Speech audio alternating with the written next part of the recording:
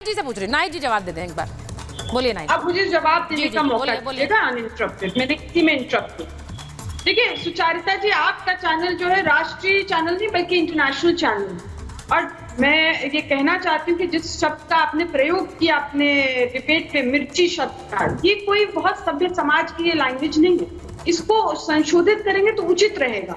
दूसरी बात मैं ये कहना चाहती हूँ, जो विज्ञापन की बात, देखिए मैंने आपके चैनल पे भी चुनाव के दौरान भी कहा, पहले भी कहा है और फिर पुनः दोहरा रही हूँ कि बीजेपी सरकार चूंकि महाभ्रष्टाचारियों का ये गैंग है, तो जिस प्रकार से जनमानस की गाड़ी कमाई का पैसा अरबों रुपए खर्च करते रहे प्रिंट और इलेक्ट्रॉनिक मीडिया पर और झूठे विज्ञापन चलाते रहे, जबकि धरातल पर कुछ नहीं था, उसी का नतीजा है कि जनमानस को तो मालूम था कि ये सब झूठे विज्ञापन है, चाहे टीवी पर देख रहे थे, चाहे अखबार में फुल पेज ऐड, मेरे जैसे करोड़ों का जनमानस जी जो ये जो फुल पेज ऐड देते समझते थे, और जो टीवी पे जो लंबे एडवर्टाइजमेंट विज्ञापन चलते तो टीवी बंद कर देते। यहाँ तक जब यूपी जी, चूंकि वो चीन के बॉर्डर के रहने वाले चीनी मानसिकता के अनुरूप गैर कानूनी बातें करते, डराना धमकाना ये बातें करते, तो चैनल भी ऑफ कर देते, टीवी बंद कर देते जब उनको खुलने लग जाते। तो मैं ये कहना चाह रही हूँ कि मैंने तब भी कहा था जनमानस समझ लिए कि धरातल पर इनकी कोई भी पॉलिसीज, कोई भी विकास के कार्य, ये सारे झूठे विज्ञापन, इसलिए 2024 का चुनाव आया। नाइक जी, मैं थोड़ा आपका ऑडियो ठीक कराती हूँ, आपका ऑडियो बहुत खराब आ रहा है, तो थोड़ा समझने में दिक्कत हो रही है। मैं बस कोशिश करती हूँ कि इसको थोड़ा ठीक करा लें, क्योंकि नाइक जी का ऑडियो मैं बहुत ढंग से सुन नहीं पा रही हूँ।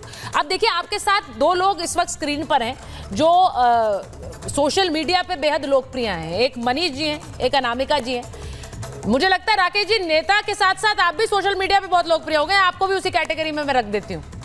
तो पर मैं एक बार जरा बताऊं कि इस सोशल मीडिया को लेकर, नाइक जी को प्लीज ऑडियो ठीक करा लीजिए। दानिश कुरैशी साहब, ये जरा आपके जो नेता हैं उनको भी आपत्ति है, देश विरोधी कौन है, देश विरोधी की कैटेगरी कौन होगी, उन्होंने इस पर भी सवाल उठाया और वो ये भी कह रहे हैं कि मनमाने तरीके से इसमें कार्रवाई होगी। अब देखिए कितना फेक न्यूज का इस्तेमाल होता है, फेक न्यूज इस तरह से कि ऐसे वीडियोस फैला दिए जाते हैं जिसमें अफवाहें फैल जाती हैं और उसके बाद कैसे एक चिंगारी आग में तब्दील हो जाती है। तो उस पर अगर एक लगाम लगाने के लिए योगी आदित्यनाथ काम कर रहे हैं तो उसकी तो सराहना होनी चाहिए।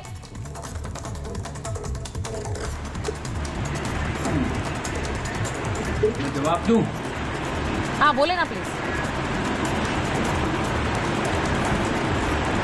देखिए, सबसे पहली बात तो एक बात ये समझ लीजिए कि कौन देश विरोधी, उसकी व्याख्या हम देख ही रहे हैं। उत्तर प्रदेश में बुलडोजर की राजनीति, बुलडोजर की राजनीति में हमने देखा है कि आठ लोगों की हत्या करने वालों के खून को खरोंच तक नहीं पहुंचती, और अगर किसी ने छोटा सा कुछ गाली गलौज भी कर दिया तो उनके घर के घर ढहा दिए जाते हैं। तो ये जो मानसिकता है ये तो सबके सामने है। इसमें अगर आप बहुत सूफी बातें अगर करेंगी कि योगी आदित्यनाथ जी ये करना चाहते हैं और वो करना चाहते हैं, तो क्या करना चाहते हैं, किस तरह से राजनीतिक दबाव बनाने की कोशिश कर रहे हैं, किस तरह से और दूसरी पार्टियों के ऊपर प्रेशर बनाने की प्रैक्टिस कर रहे हैं। जो मुंह की उन्होंने खाई है 2024 में, उसमें से कहीं ना कहीं रास्ता खोजने की तलाश में है, और वो हर एक बार एक नया रास्ता पकड़ के उल्टी दिशा में बढ़ रहे हैं। देखिए, अभी क्यों कोई को पैनलिस्ट कह रहे थे, मुझे तो दिखाई नहीं दे रहा स्क्रीन पे, लेकिन बात बिल्कुल सही है कि जब वो आती है ना बुराई, तो फिर आदमी रास्ते भूल जाता है। तो रास्ते जो भूलने की तरफ आगे बढ़ रहे योगी आदित्यनाथ, याद रखिए अभी तो सिर्फ लोकसभा के चुनाव का फैसला आया है, अभी बाय इलेक्शन होने, बाय इलेक्शन में इससे भी ज्यादा बुरे हाल योगी सरकार के होने वाले हैं, देख लीजिए। नहीं दानिश जी, देखिए मेरा सवाल एक बड़ा सिंपल सा है। वो कह रहे हैं नाकामियों पर पर्दा डालने की ये नई स्कीम है, बाबा की झूठी तारीफ करें और 8 तक ले जाए।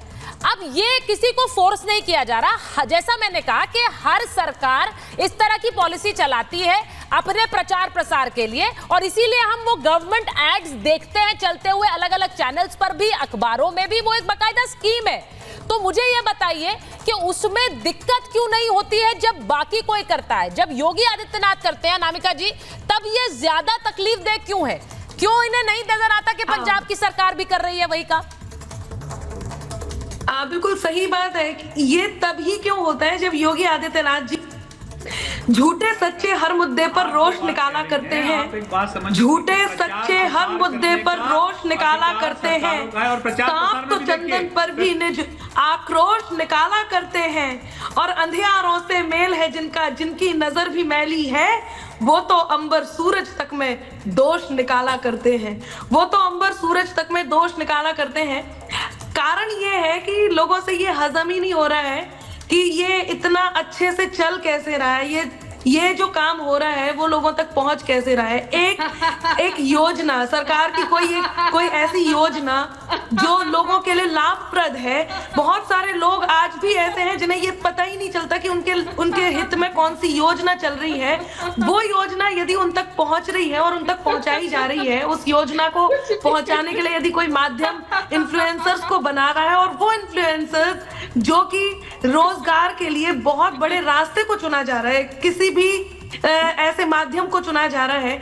अभी जैसे आप लोग भी बात कर रहे हैं बार बार के एक बड़ा बजट, किसी भी सरकार के लिए एक बड़ा बजट दिया जाता है, ये वाला एक विभाग दिया जाता है जिस विभाग से वो अपनी योजनाओं को लोगों तक पहुंचाते हैं, जिसे विज्ञापन कहते हैं। उस विज्ञापन को देने के लिए लीगली उनके पास एक बजट भी तैयार होता है, और वो विज्ञापन प्रिंट मीडिया को दिया जाता है, टीवी चैनल्स के माध्यम से, अखबारों के माध्यम से उन विज्ञापनों को दिया जाता है, लोग उसे स्वीकार करते हैं। यदि इसी विज्ञापन को ये देख करके कि आज हर घर में, हर हाथ में मोबाइल है, सोशल मीडिया है, और ये थोड़ा और आसानी से लोगों तक ये योजनाएं पहुंच जाएंगी, दो बातें होंगी। एक तो लोग उन योजनाओं के लाभ से वंचित नहीं रहेंगे, दूसरी ये होगी कि वो लोग जो बड़े बड़े सक्षम लोगों के पास उस बजट को पहुंचाया जा रहा है, विज्ञापन के बजट को, इससे अच्छा ये है उन एजेंसीज के पास पहुंच रहा है। मैं क्षमा चाहूंगी, मैं चैनल पे बैठी हूँ, टीवी पर बैठी हूँ, लेकिन टीवी पर भी इस विज्ञापन के लिए वो फंड आता है।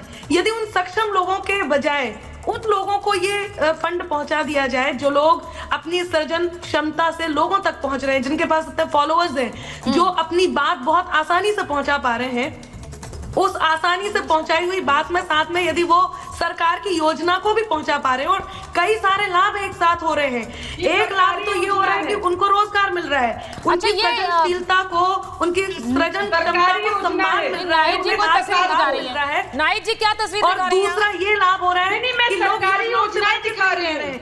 जब ये दो लाभ हो रहे हैं, अच्छा दूसरी बात यही बात है कि यहाँ कहाँ लिखा है कि योगी जी का गुणगान करना है तब जाके आपको पैसे मिलेंगे।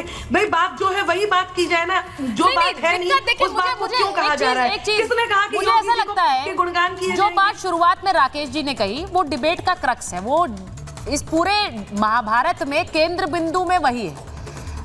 नाइट जी बता ही दीजिए क्या दिखा रही हैं आप?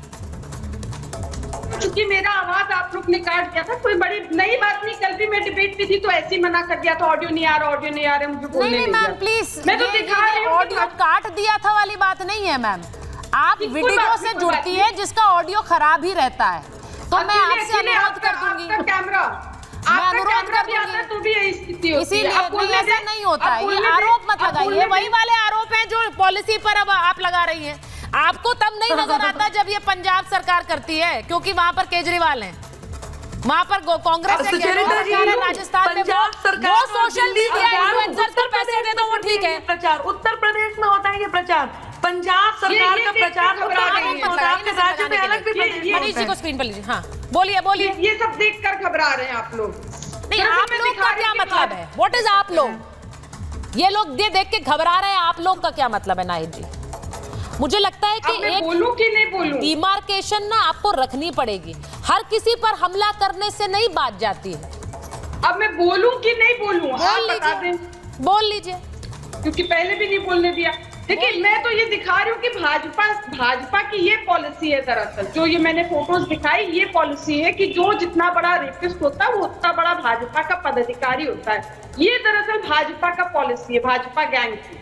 मैं चूंकि मेरी बात कट गई थी तो मैं ये बात कह रही थी कि सोशल मीडिया पर भी अपना झूठ का पुलिंदा लेकर आ गई है बीजेपी, कि अब झूठ का पुलिंदा सोशल मीडिया पर फैलाओ। उसके लिए घूस देने के लिए तैयार हो गए कि चलो लीगली हम घूस दे देंगे। क्या कहा था कि बच्चे हैं, गलतियां हो जाती है रेप के घटना पे, इनको शायद से नहीं पता है। देखिए आप अपने अखिलेश यादव जी के स्वर्गीय पिताजी मुलायम सिंह यादव जी का स्टेटमेंट आप देख लीजिएगा कि उन्होंने रेपिस्ट के बारे में क्या बोला था कि बच्चे हैं, गलतियां हो जाती हैं, और इस प्रकार का स्टेटमेंट देने वाले का आप सपोर्ट कर रही हैं। एक औरत होने के नाते, एक महिला होने के नाते आपसे ये उम्मीद हमें नहीं था। मनीष जी उन्हें बोलने दीजिए, फिर एक और आरोप नहीं देना है। नहीं, अगर आपको समाजवादी पार्टी जो उत्तर प्रदेश की सबसे बड़ी पार्टी है और देश की तीसरे नंबर की पार्टी, अगर उस पार्टी के प्रवक्ता को बुलाकर डिबेट पर आपके न्योते पे मैं आई हूं, अगर बोलने नहीं देना तो आप बुलाती क्यों है डिबेट पर? मत बुलाया करिए, हम नहीं कह रहे हमें बुलाइए, आप बुला रही है। और सबसे बड़ी पार्टी हमारी, उस हिसाब से तो आपको सबसे ज्यादा टाइम समाजवादी पार्टी को नाहिद जी देखिए, नाहिद जी मेरी आपसे दरख्वास्त है, आप प्रवक्ता हैं उत्तर प्रदेश की सबसे बड़ी पार्टी की, जैसा आप कह रही हैं, तो मेरा आपसे दरख्वास्त है कि उस तरह का रवैया भी रखिए। जब बड़े बनते हैं तो बड़प्पन आता है। इस तरह से बार बार हर किसी पर आरोप लगाकर डिबेट में आप हिस्सा नहीं ले सकते हैं। मैम बोलिए, प्लीज जवाब दीजिए कि नहीं बोलना है ये बता दीजिए, नहीं तो जवाब दीजिए मैम, बोलिए।